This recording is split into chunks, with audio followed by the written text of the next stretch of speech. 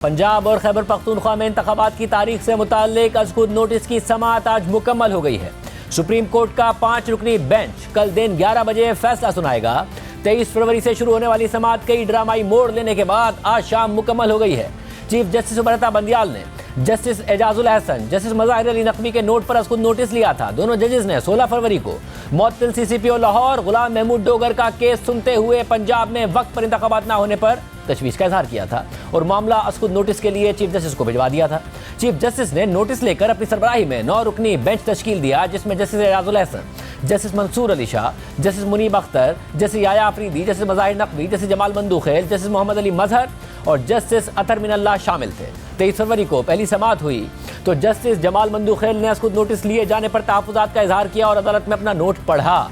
Justice अतर मिनल्लाह और justice Mansoor Ali Shah ने भी असेंबलियों की तहरील से मुतालिक सवालात उठाए, जिसके बाद समाअत 24 फरवरी तक मुलतवी कर दी गई। जुमे की समाअत में नून लीग पीपल्स पार्टी और JUI ने जस्टिस एजाजुल अहसन और जस्टिस मज़ाहिर नकवी पर तहफ़्फ़ुज़ात का इजहार कर दिया और उनकी बेंच से अलहदगी का मुतालबा कर दिया। 27 फरवरी यानी कल सुबह तक 23 फरवरी की समाअत का तहरीरी हुक्मनामा जारी नहीं किया गया था और कल सुबह तहरीरी हुक्मनामा आया तो उसमें justice Mansoor Ali Shah, justice Yahya Afridi, justice Jamal Mandokhail और जस्टिस अतर मिनल्लाह के इजाफी नोट्स शामिल थे, जिनमें समाअत के नकात और तरीक़ाकार पर तहफ़्फ़ुज़ात का इजहार किया गया था। कल दिन 12 बजे के बाद चीफ जस्टिस उमरता बंदियाल ने कमरा अदालत में आकर बताया कि justice Ijazul Ahsan, justice Yahya Afridi, justice Mazahir Naqvi और जस्टिस अतर मिनल्लाह बेंच से अलग हो गए हैं और फिर 5 रुकनी बेंच ने मुकदमे की समाअत जारी रखी। गुज़िश्ता रोज़ पंजाब और खैबर पख्तूनख्वा के स्पीकर्स के वकील अली जफर ने अपने दलाइल मुकम्मल कर लिए थे, जिसके बाद आज दीगर फरीक़ैन ने दलाइल दिए।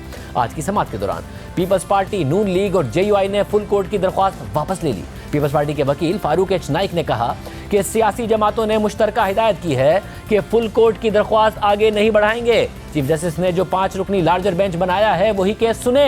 एक मरहले पर जस्टिस जमाल मंदूखेल ने रिमार्क्स देते हुए कहा कि कानून में तारीख देने का मामला वाज़ेह कर दिया जाता तो आज यहाँ ना खड़े होते कि कवानीन घंटों में बनाए गए, आज भी कानून बनाकर जिम्मेदारी दे देते। इस पर अटॉर्नी जनरल का कहना था कि आज की कानून साजी पर ताना मिलता है कि पार्लियामेंट नामुकम्मल है। इसके बाद एक मरहले पर जस्टिस मंसूर अली शाह ने फारूक नाइक से मुकालमा करते हुए कहा कि मेरे पंचायती दिमाग में आया कि हम बहुत देर से केस सुन रहे हैं, इलेक्शन की तारीख कुछ आप आगे कर लें, कुछ दूसरी तरफ वाले पीछे ले आएं, मामला हल करें। आप लोग सियासतदान हैं, हमसे बेहतर ये मामला जानते हैं। इसके बाद सुप्रीम कोर्ट ने इंतखाबात की तारीख के लिए सियासी जमातों को मुशावरत करने का हुक्म दे दिया।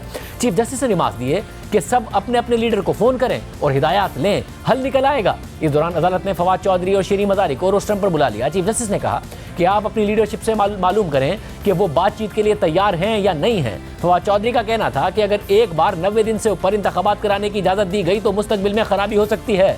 हम पार्लियामेंट में जाकर तरमीम करने के लिए तैयार हैं। इंतखाबात की तारीख के लिए अदालत से फैसले की रिवायत बनाई गई तो मुस्तकबिल के लिए ठीक नहीं होगा। इस पर जस्टिस मंसूर अली शाह ने रिमार्क्स दिए कि बेफिक्र रहें, इसको रिवायत बनने नहीं देंगे। चीफ जस्टिस का रिमार्क्स में कहना था कि हुकूमत की नेक नियति पर कोई सवाल नहीं उठा रहे, लेकिन पहली बार ऐसी सूरत हाल है कि कंटेनर्स खड़े हैं लेकिन ज़रे मुबादला नहीं है। समाअत में वक्फे के बाद पीपल्स पार्टी के वकील फारूक नाइक ने अदालत को बताया कि हमारी क़यादत का कहना है कि इंतखाबात की तारीख देना सियासी जमातों का काम नहीं है। नून लीग के वकील मंसूर अवान ने कहा कि मुशावरत के लिए मजीद वक्त दरकार है, अदालती कार्रवाई को आगे बढ़ाया जाए। फारूक नाइक ने चीफ जस्टिस से इस्तदा की कि अदालत हाई कोर्ट्स को 184(3) के तहत जल्द फैसला करने का कह सकती है। तो इस पर चीफ जस्टिस ने रिमार्क दिए कि आप उस वक्त ये बात कर रहे हैं जब पुलों के नीचे से पानी गुजर गया है।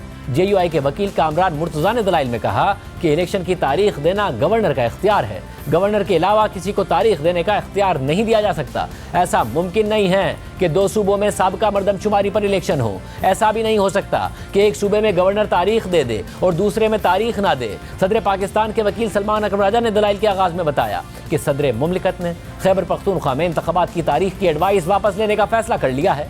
सलमान अकरम राजा ने अदालत में एतराफ़ किया कि सदर के पास खैबर पख्तूनख्वा में इंतखाबात की तारीख देने का इख्तियार नहीं था। ऐसा करके उन्होंने आईनी इख्तियार से तजावुज़ किया। इस पर जस्टिस मंसूर अली शाह ने सवाल किया कि क्या सदर ने तारीख का ऐलान करके हाई कोर्ट के फैसले की तौहीन नहीं की, तो सलमान अकरम राजा ने जवाब दिया कि सदर मुमलिकत हाई कोर्ट में फरीक नहीं थे।